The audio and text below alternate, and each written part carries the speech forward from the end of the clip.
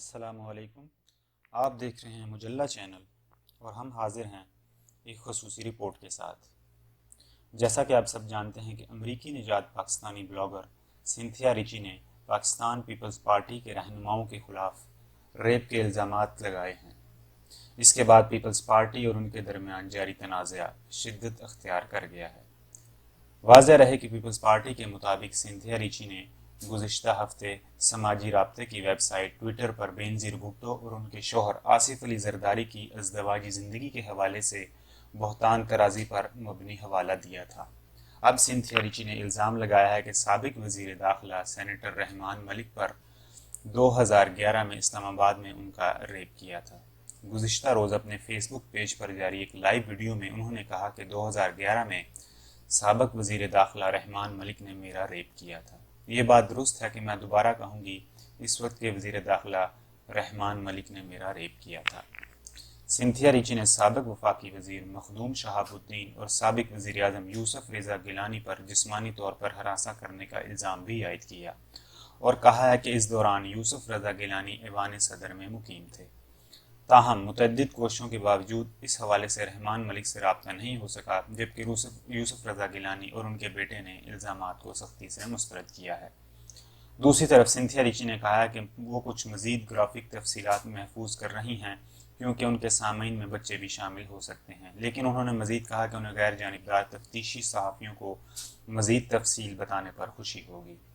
خیال رہے کہ سنتھیا ریچی کے فالورز کی تعداد تقریباً 2,20,000 کے قریب ہے اور گزشتہ شام سنتھیا ریچی کا ہیش ٹیگ ٹاپ ٹرینڈ میں شامل تھا۔ فیس بک پر لائیو جانے سے قبل امریکی نژاد بلاگر نے الزام لگایا تھا کہ پیپلز پارٹی کے لوگ انہیں دھمکا رہے ہیں کیونکہ وہ جانتے ہیں کہ سالوں تک پی پی پی کے اعلیٰ عہدوں پر موجود مردوں کی جانب سے میرا ریپ کیا گیا۔ وہ نہیں چاہتے کہ دنیا کو یہ معلوم ہو۔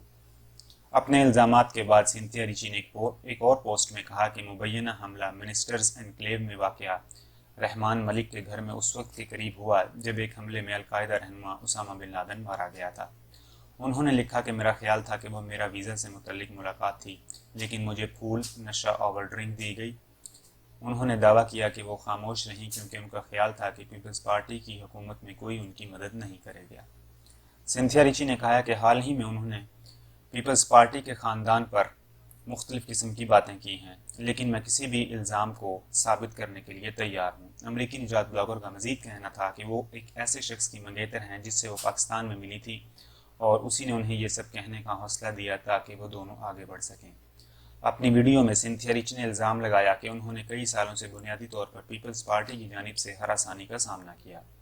انہوں نے مزید کہا کہ مجھے میری جان لینے، ریپ کی لاتعداد دھمکیاں موصول ہونے اور ساتھ جان سے مار دینے کی بھی اطلاعات ہیں۔ سنتھیا ریچی نے یہ بھی کہا کہ انہوں نے 2011 میں امریکی سفارت خانے میں کسی کو اس واقعے سے آگاہ کیا تھا، لیکن امریکہ اور پاکستان کے درمیان پیچیدہ تعلقات کی وجہ سے یہ رد عمل مناسب سے کم تھا۔ سنتھیا ریچی نے پاکستان میں گزارے وقت کی تفصیلات بتاتے ہوئے کہا ہے کہ وہ 2009 سے ملک کے اندر اور باہر رہی ہیں۔ انہوں نے کہا ہے کہ میں 2010 کے آخر میں یہاں منتقل ہوئی اور مجھے یہاں پاکستان پیپلز پارٹی نے آنے کی دعوت دی تھی جب آصف علی زرداری صدر تھے، یوسف رضا گیلانی وزیر اعظم، وزیر داخلہ رحمان ملک اور مخدوم شہاب الدین اس وقت وفاقی وزیر تھے۔ سنتھیا ریچی نے کہا کہ ابتدا میں معاملات کافی خوشگوار تھے، مجھے بہت سہولت فراہم کی گئی تھی اور مجھے پاکستان تحریک انصاف، پاکستان پیپلز پارٹی، پاکستان مسلم لیگ نون وغیرہ کے درمیان سیاسی جنگ کا اندازہ نہیں تھا۔ اپنی بات جاری رکھتے ہوئے امریکی نژاد بلاگر نے کہا کہ میں اپنے وقت میں 2011 اور 2010 کے اواخر میں پی ٹی آئی کی سوشل میڈیا حکمت عملی میں ان کی مدد کر رہی تھی تو مجھے معلوم ہوا کہ پیپلز پارٹی مجھے پی ٹی آئی سے دور کرنے کی کوشش کر رہی ہے۔ انہوں نے کہا کہ پیپلز پارٹی نے ایک طویل عرصے تک مجھ پر حملہ کیا، آپ نے میرے خاندان سے متعلق تحقیق کی کوشش کی اور میری بہنوں سے معلومات لینے کے لیے جعلی اکاؤنٹس بنائے جنہیں اندازہ نہیں تھا کہ وہ کس سے بات کر رہی ہیں، اور پھر میری گہری ذاتی خاندانی معاملات کو ٹویٹر پر لیک کیا گیا۔ انہوں نے کہا کہ آپ سمجھتے ہیں کہ میرے امریکہ میں رابطے نہیں، آپ سمجھتے ہیں میرے یہاں رابطے نہیں، یا کہیں اور سے پتہ نہیں لگا سکتی کہ آپ لوگ کیا کر رہے ہیں۔ وہ لوگ جنہوں نے میرے خلاف باتیں کی کیونکہ میں نے آپ کے سامنے کھڑے ہونے کی ہمت کی تو آپ اب تک مجھے کچھ نہیں کر دکھائے۔ جبکہ دوسری طرف سابق وزیر اعظم یوسف رضا گیلانی نے نہ صرف سنتھیا ریچی کی طرف سے لگائے گئے الزامات کی تردید کی بلکہ کہا کہ وہ ایسے ذلت آمیز اور رسوا کن الزامات کا رد عمل دینے پر بھی غور کر رہے ہیں۔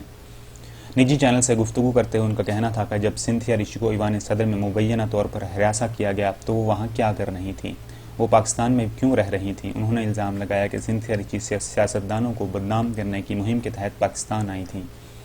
انہوں نے مزید بتایا کس نے انہیں سیاستدانوں کو بدنام کرنے کا حق دیا ہے۔ الزامات لگانے والوں کو شرم آنی چاہیے اور انہیں پوچھنا چاہیے کہ وزیراعظم کے عہدے کا حامل شخص کیا ایوان صدر میں ایسی حرکت کر سکتا ہے۔ سابق وزیراعظم نے دعویٰ کیا کہ سنتھیا ریچی انہیں اس لیے بدنام کر رہی ہیں کیونکہ ان کے 2 بیٹوں نے بے نظیر بھٹو سے متعلق بہتان پر مبنی ٹویٹ کرنے پر ان کے خلاف مقدمہ کیا ہے۔ مزید برآں یوسف رضا گیلانی کے بیٹے حیدر علی گیلانی نے مختلف ٹویٹس میں اپنے والد کا دفاع کرتے ہوئے انہیں عظیم آدمی قرار دیا اور سوال کیا کہ کیا سنتھیا ریچی 8 سال بعد گھناؤنے الزامات کیوں لگا رہی ہیں، جبکہ واضح رہے کہ سنتھیا ریچی مختلف مقامات پر پاکستان سے متعلق ٹویٹس کرتی رہی ہیں۔ اسی سال 5 فروری کو یوم یکجہتی کشمیر کے دن بھی ان کی ٹویٹ سامنے آئی تھیں جب انہوں نے کشمیریوں کے ساتھ اظہار یکجہتی کیا تھا۔ یہ تھی ہماری خصوصی رپورٹ۔ مزید اپڈیٹس اور نیوز کے لیے دیکھتے رہیے مجلہ news.com اور آپ ہمارے چینل کو سبسکرائب بھی کر سکتے ہیں۔